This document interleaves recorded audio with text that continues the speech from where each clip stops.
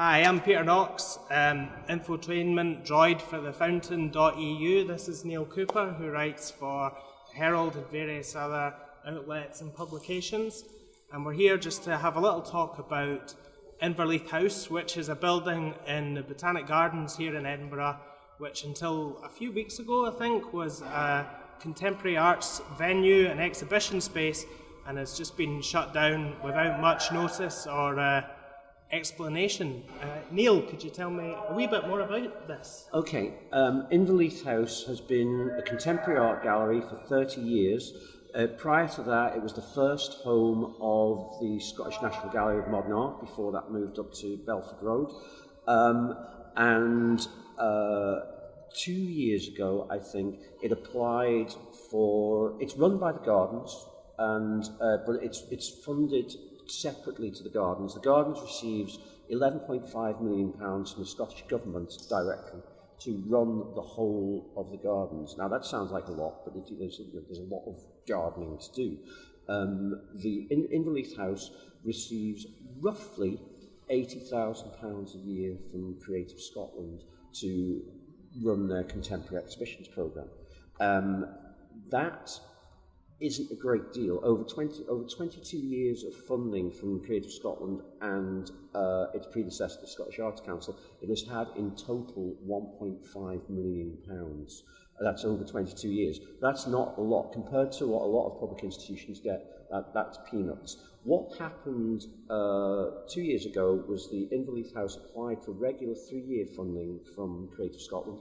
They didn't get it, so it's been existing on roughly £80,000. The last £80,000 from Creative Scotland, what it got was to fund 4 things: 2 exhibitions, a publication, and a feasibility study to see how the gallery could survive until 2021.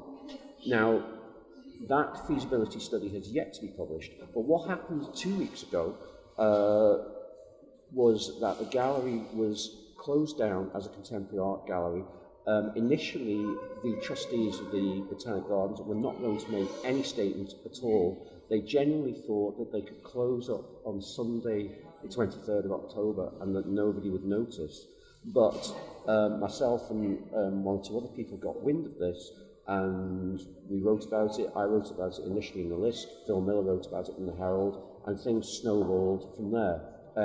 I've asked the board 23 questions about why they've chosen to do things in the way they do.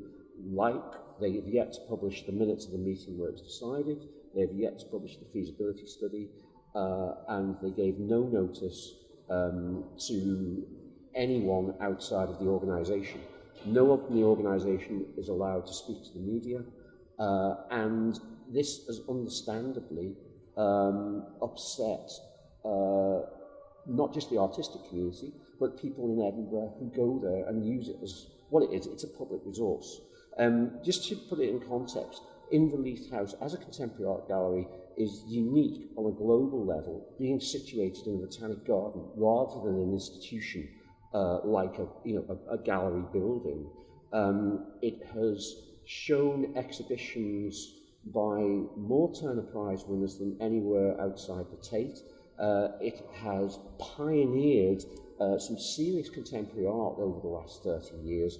A lot of American artists, a lot of international artists, and a lot of younger Scottish artists who have developed and gone on to greater glories. And to rob the public of that is, to be kind, disingenuous, and to treat it like a commercial business.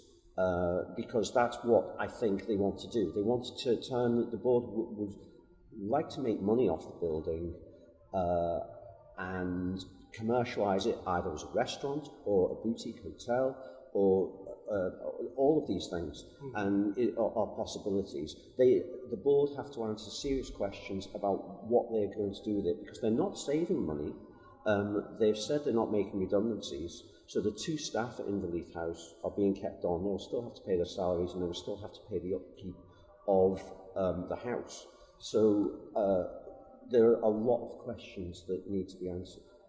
Yeah, what do you think the impact of not having Inverleith House might be for the arts world? I mean, I think it will create a huge gap, a genuinely huge gap. It's loved from all over the world.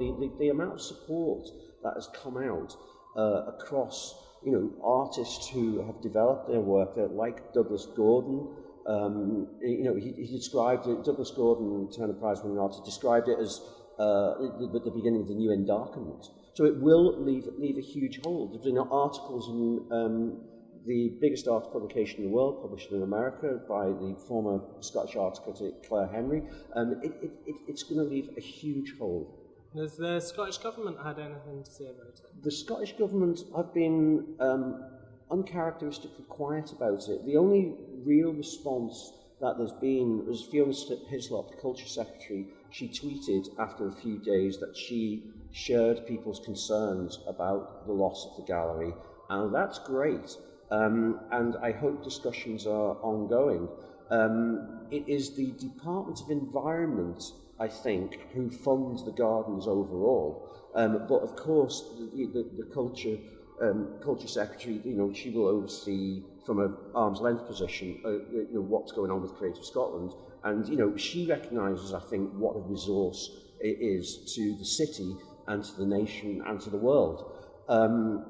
In terms of other politicians, the City of Edinburgh Council are also concerned about what's going on. Their hands are tied to some extent, to be fair to them, because they have no financial ownership of it, of the house or the gardens.